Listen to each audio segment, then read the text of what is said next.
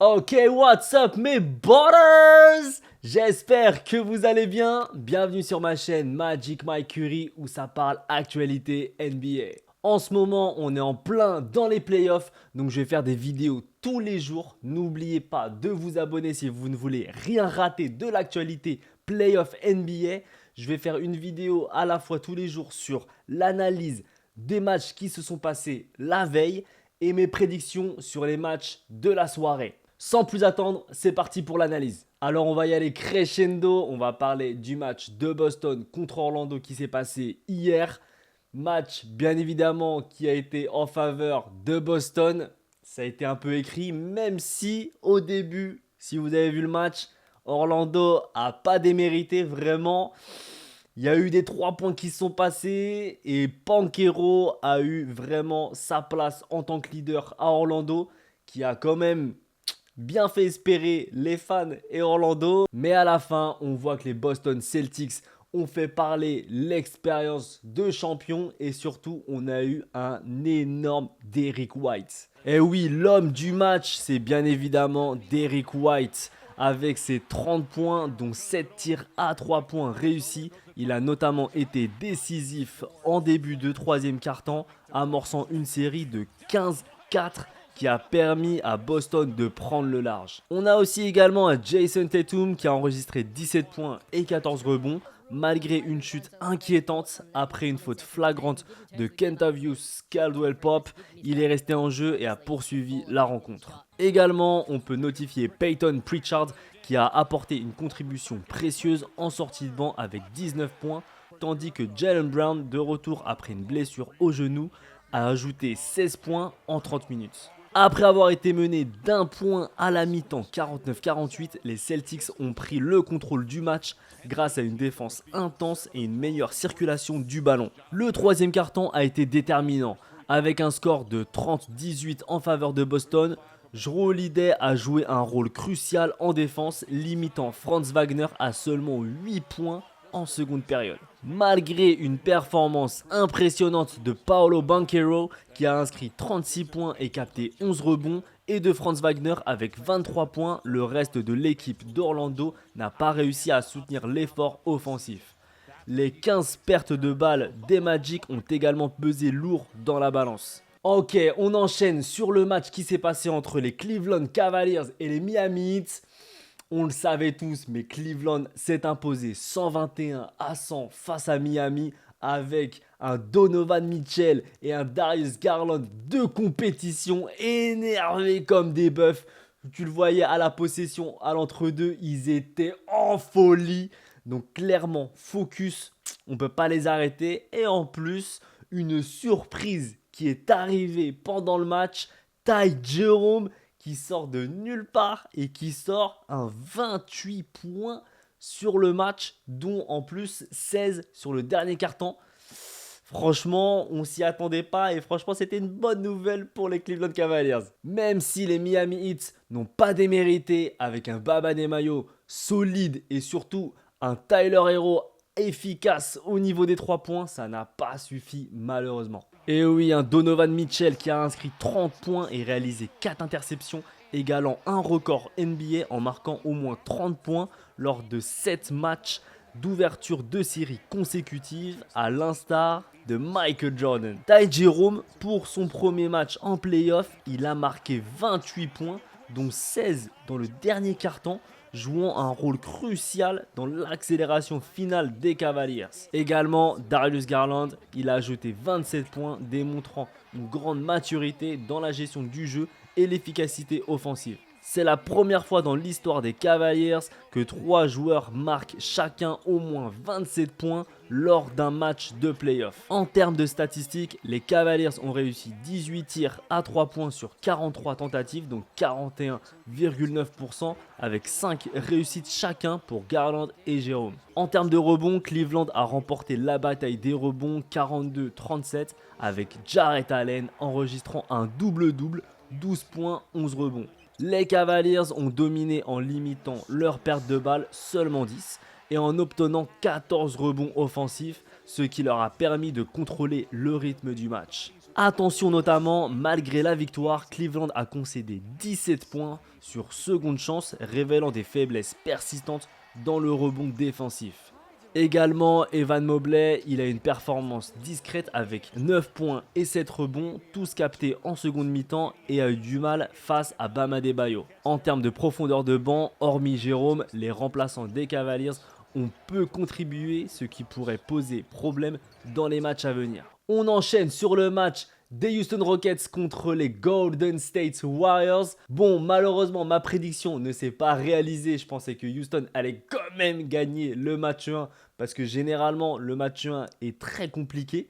Mais les Warriors ont réussi avec bien évidemment un Steph Curry de légende, un Butler qui a fait le taf et concrètement une équipe solide qui a bien géré sa barque. Stephen Curry, après une performance difficile contre Houston le 6 avril, avec seulement 3 points et 1 sur 10 au tir, a rebondi de manière spectaculaire. Il a inscrit 31 points avec une efficacité remarquable, 12 sur 19 au tir, 5 sur 9 aux 3 points et a ajouté 6 rebonds. Ces tirs décisifs en fin de match ont été cruciaux pour maintenir l'avance des Warriors. Jimmy Butler, pour son premier match de playoff avec Golden State, Butler a apporté 25 points, 7 rebonds, 6 passes décisives et 5 interceptions.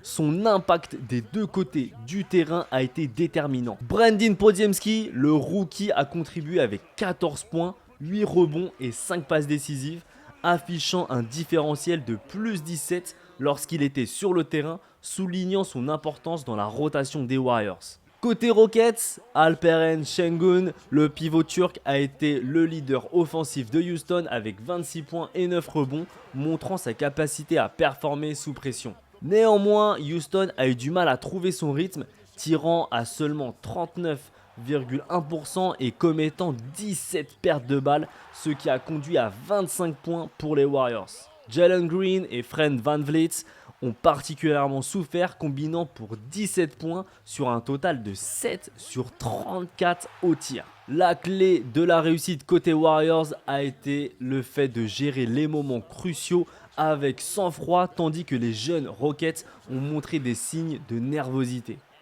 Et pour terminer, dans une interview d'après-match, Butler a déclaré: comme je le dis toujours, Batman surgit de nulle part, vous ne le voyez jamais venir.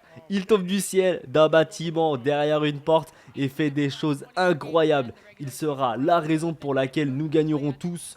Nous devons le protéger à tout prix. Bien évidemment, il parle du seul et l'unique Stephen Curry. La dynamique entre Curry et Butler semble renforcer les ambitions des Warriors pour cette campagne de playoff. Et pour terminer, la cerise sur le gâteau, on va bien évidemment parler du match qui a opposé OKC face à Memphis, ou plutôt de la déculottée. Là, je ne sais pas si je regardais Beansport ou si je regardais autre chose, mais en tout cas, c'était pas joli à voir. Franchement, et pareil en termes de prédiction, je pensais que ça allait être beaucoup plus serré. Je pensais que Ja Morant allait élever son niveau, même s'il a un peu diminué en ce moment. Mais je pensais qu'il allait avoir un peu plus de résistance.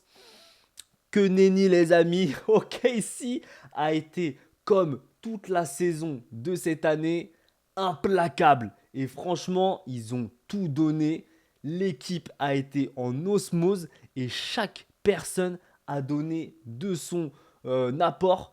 Clairement, c'est même pas Shai qui a brillé. C'est incroyable. Quand vous voyez que le MVP n'a même pas des stats de malade, c'est là que tu vois que OKC fait très très peur cette année. Le résultat final de 131 à 80 en faveur du Thunder a donc établi un écart de 51 points.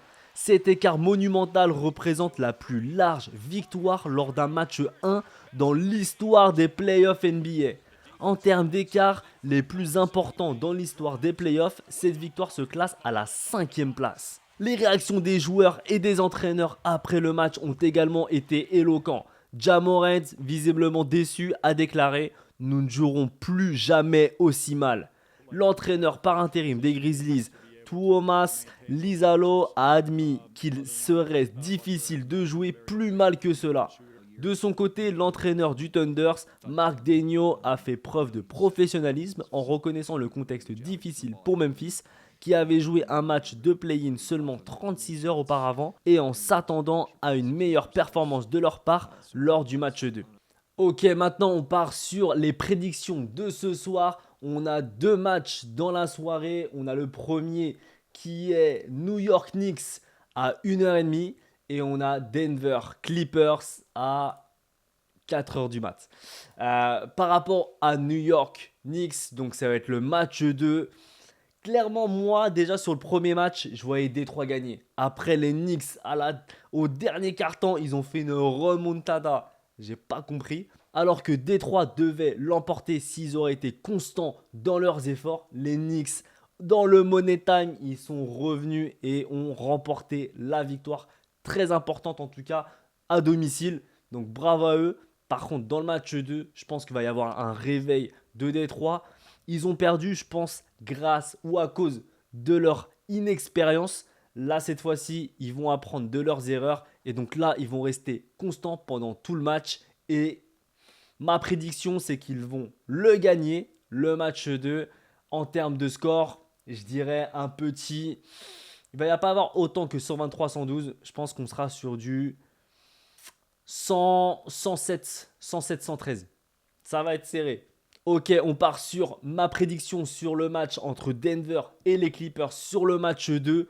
Déjà sur le match 1, je voyais les Clippers l'emporter. Et ils devaient l'emporter. Clairement, pendant tout le match, les Clippers ont dominé. Mais Denver, avec un Jokic et une expérience de champion, ont renversé la tendance et ils ont réussi à pousser en overtime le match pour finalement le gagner in extremis. Même si on a eu un Westbrook qui aurait pu plier le game, il a fait n'importe quoi. Vraiment, comme je vous le dis, Westbrook, c'est le chat noir. Westbrook ne fera pas gagner une équipe.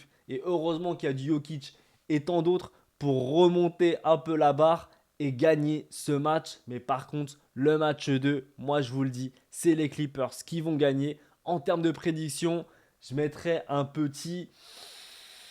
Ça va pas être énorme. Je pense que ça va être un petit 95-103 pour les Clippers. Ok, c'est la fin de la vidéo. J'espère que tu t'es régalé. N'hésite pas, toi, à mettre en commentaire à la fois ton analyse et aussi tes prédictions. Est-ce que tu es en phase avec moi ou est-ce que tu penses autre chose? N'hésite pas à me le dire. On va débattre tous ensemble en commentaire. N'oublie pas aussi de t'abonner si tu ne veux rien rater des actualités playoffs. Je vais sortir tous les jours des vidéos. Donc vraiment, n'oublie pas de t'abonner et d'activer la cloche. Je te dis à demain. N'oublie pas que tu es le meilleur. Ciao mes brothers!